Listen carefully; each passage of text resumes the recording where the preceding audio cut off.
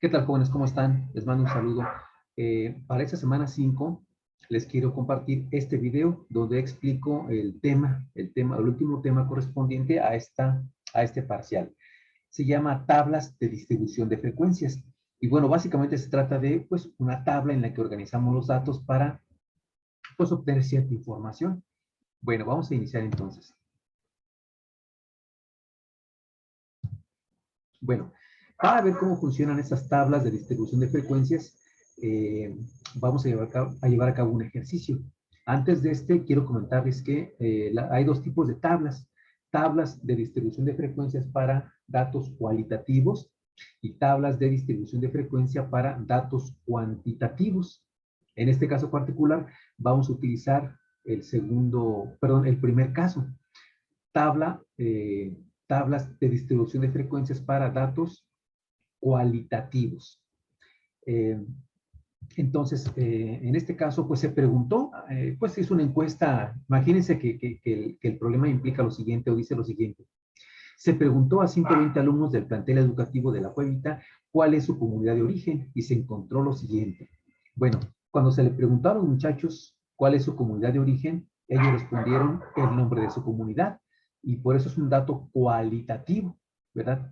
No se les preguntó, no se les hizo alguna pregunta donde tuvieran que responder una cifra numérica, más bien aquí tiene que ser el nombre de la comunidad y por eso son tablas para datos cualitativos. Sería la única tabla que veremos, ¿verdad? La otra tabla es muy similar, así es que pues ya no la vamos a alcanzar a ver. Bueno, en este caso de los 120 alumnos, 35 son de La Cuevita o declararon ser de La Cuevita, 12 del Rodeo, 22 de Cervantes, 6 de Belén, 5 de Paredones, 15 de Buenos Aires, 20 del Terrero y 5 de La Huilota. Esos son los datos con los que contamos. Ustedes podrían recordar lo que hicieron en el primer parcial, donde tuvieron que hacer una encuesta a varias personas, ¿verdad? Y bueno, podrían también extraer de esa información ciertos datos para elaborar sus tablas. Bueno, partiendo de esta información, vamos a continuación a hacer una tabla de distribución de frecuencias. Bueno, esa tabla debe tener al menos 5 columnas, como las que ven en su pantalla. En este caso, pues hablamos de la comunidad. Aquí estoy reflejando la comunidad. Y una que se llama frecuencia absoluta, que es en la que se plasman esos datos que ya nos respondieron los alumnos. Así es que aquí no hice más que trasladar a esta tabla esos datos. Si hubiera más comunidades, pues evidentemente habría más filas. Aquí solamente capturamos las 8 que declararon los muchachos o los alumnos.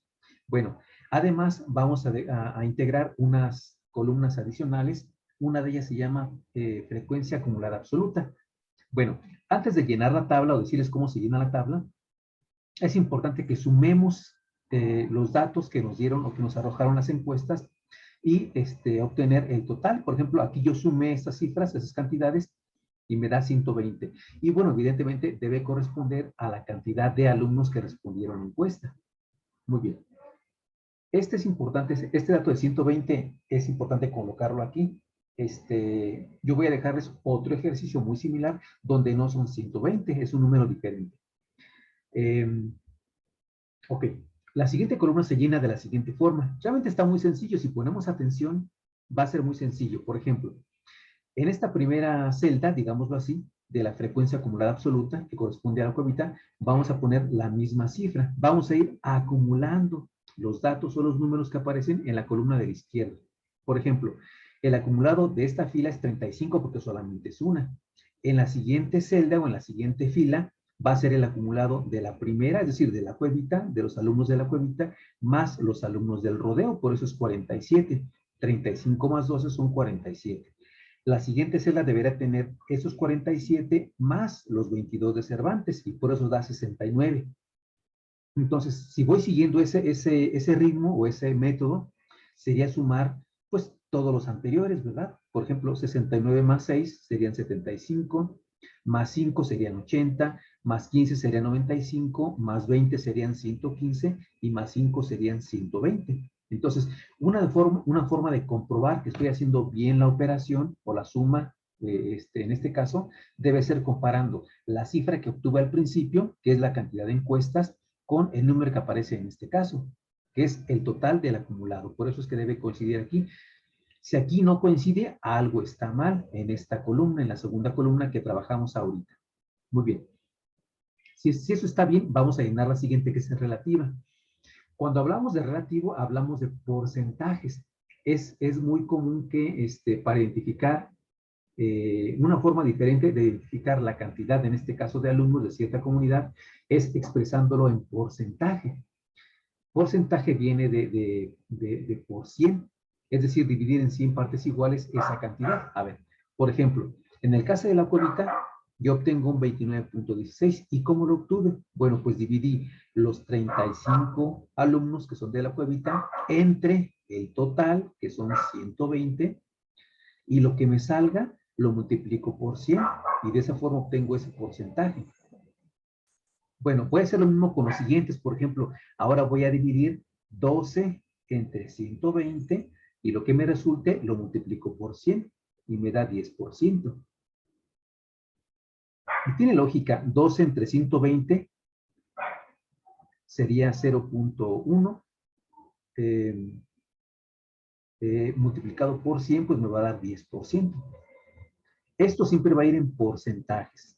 Ok. El siguiente sería 22 entre 120 por 100, me da esto. 6 por 120, 6 entre 120, perdón, por 100 me da esto. Y así las demás cantidades. Habrá algunas que me arrojen sin decimales, como el 10%. Habrá algunas que me arrojen un decimal, como este 12.5. Habrá algunas que arrojen dos decimales, como este 4.16. Y quizá hay algunas que arrojen hasta tres decimales. Aquí es importante hacer un acuerdo, es decir, acordar cuántos decimales se van a poner. En este caso, pues vamos a poner hasta un máximo de 2, desde 0 decimales hasta 2 decimales. Bueno, al final debo sumar estas cifras y debe darme 100% o una cifra muy cercana a 100%. En este caso me da 99.97%. ¿Por qué no da 100? Pues no da 100 porque en el trayecto de hacer las operaciones se perdieron algunos decimales y eso hace que al final no obtengamos el 100%. Es completamente normal.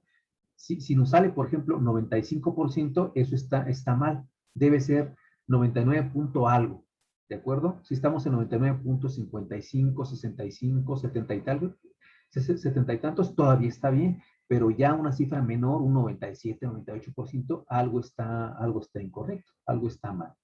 Bueno, y ahora en la frecuencia acumulada relativa haríamos algo muy similar a lo que hicimos con la frecuencia acumulada absoluta, es decir, vamos a empezar a acumular. Así es que en esta primera columna, perdón, en esta primera fila, pues pongo solamente lo correspondiente, el porcentaje correspondiente a la cuevita.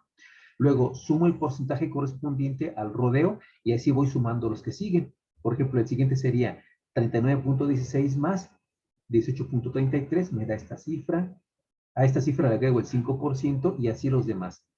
Al final tiene que darme igual o muy similar esta cifra que obtengo al final de esta fila con respecto a la suma que hice en la columna anterior. Entonces, estas comprobaciones de 120 con 120 y 99.97 con 99.97 es una forma de comprobar que estamos haciendo bien la operación y que está correcto.